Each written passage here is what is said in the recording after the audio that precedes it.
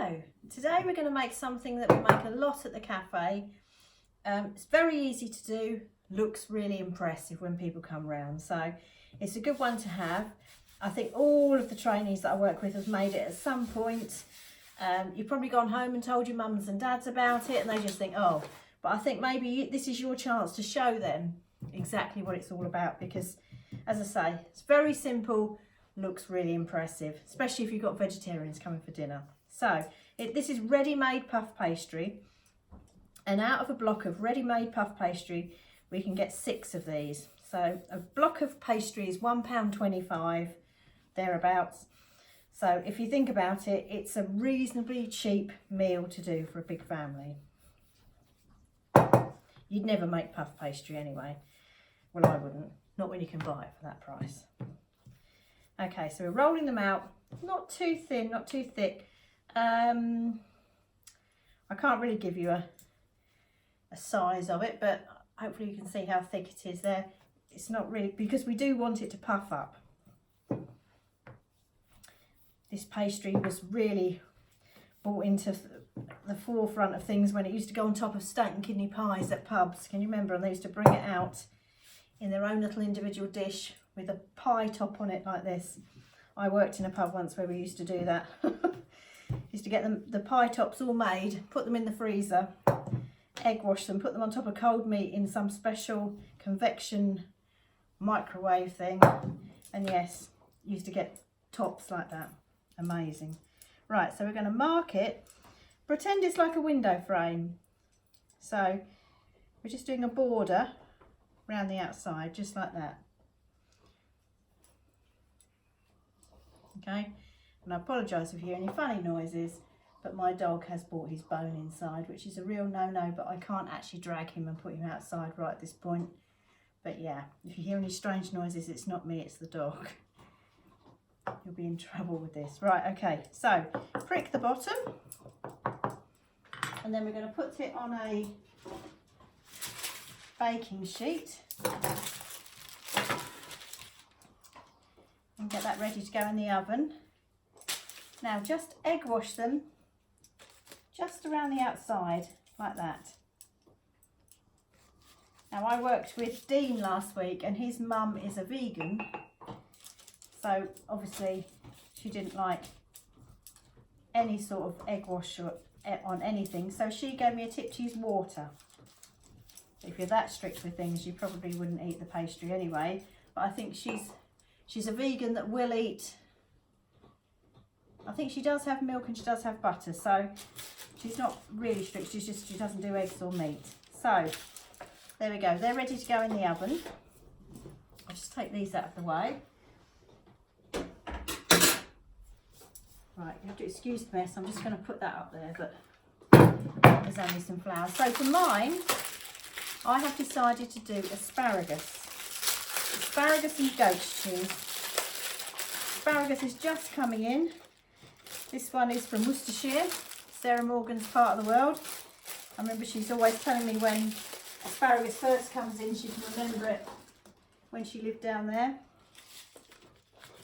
So, here we go. Nice looking asparagus. So we just cut the ends off. And because I want to try and get as much out of this as possible, I'm going to cut them in half again. So the tarts are going to have stalks and tips, okay? So we'll get a little pan on to boil.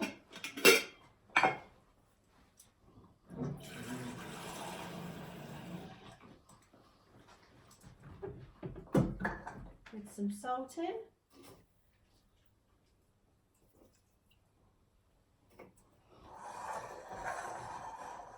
Okay, so that's on to boil.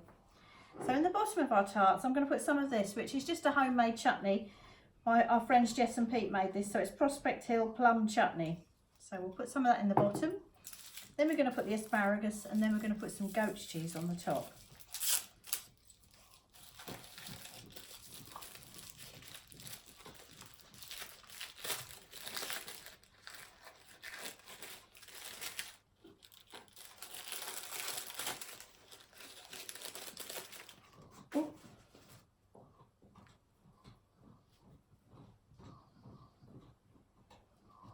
dog gnawing on that bone. Right, okay. So there we are, there's the goat's cheese. Right, so let's cut that into nice slices. German supermarket's finest, this is. Right,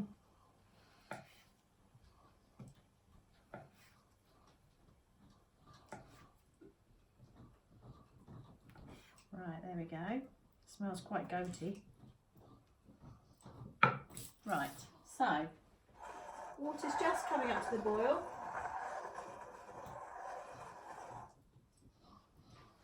So, in true Blue Peter fashion, I've done the classic thing. I will look at the ones I prepared earlier, because I didn't think you want to sit about and wait for the tarts to cook.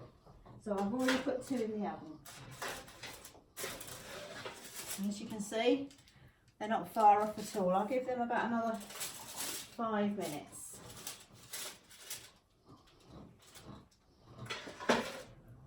Okay, so they're in.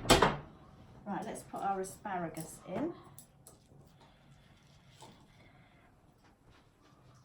So I don't know if you remember earlier in another session when I was on here, I made a chocolate brownie. That's come out of the oven. There you go. It was quite nice. Nice and moist in the middle, as you can see. You sort of poke your finger into it, but harder on the outside. Sort of looks like it's going to sort of, like a volcano that's erupted. It's sort of sunk in a bit in the middle, but that's how they normally look. Classic with my agar, I'm afraid it seems to just catch a little bit on one side, so I might trim that off, but I don't think my husband minds the burnt bits. So that's the chocolate brownie we made earlier in this day, earlier in another session. So today I've been doing chocolate chip muffins with Brittany and Angus, and I've spoken to Jamie, and tomorrow we're going to make cauliflower cheese for his dinner in the evening, so that'll be nice for Jamie. And I've just had a message from William about rhubarb crumble, so hopefully, William, you sorted out your rhubarb crumble and you know exactly what you're doing for tonight, because that's a nice thing to do for Mum and Dad, isn't it? Make them a nice pudding. I take it he got the rhubarb out of the garden. Right, so it's just boiling away nicely.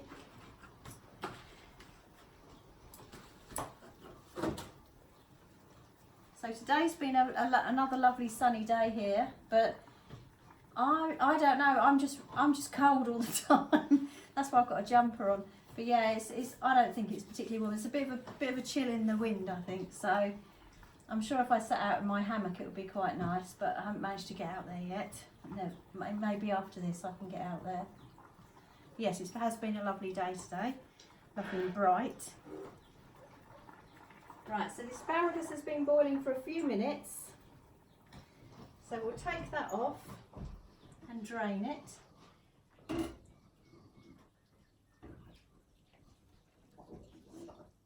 Don't forget, this is all going to cook back in the oven anyway, so you don't want it squidgy. See there? Don't do this at home, okay? I have got fingers that are made of cast iron or whatever, however you want to, and I can pick up really hot things, but yeah, don't try this at home. Let them cool off first. So there we are, there's the asparagus. Right, let's take out the tarts and put the other ones in. As you can see, they're lovely.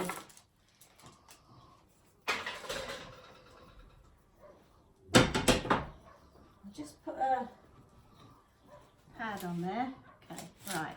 So, what I'm going to do, I'm just going to cut round that little bit that we made into the picture frame.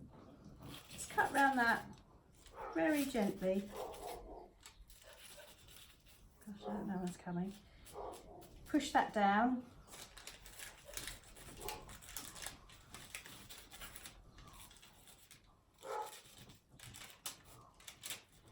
Right, that's all pushed down. That's all pushed down.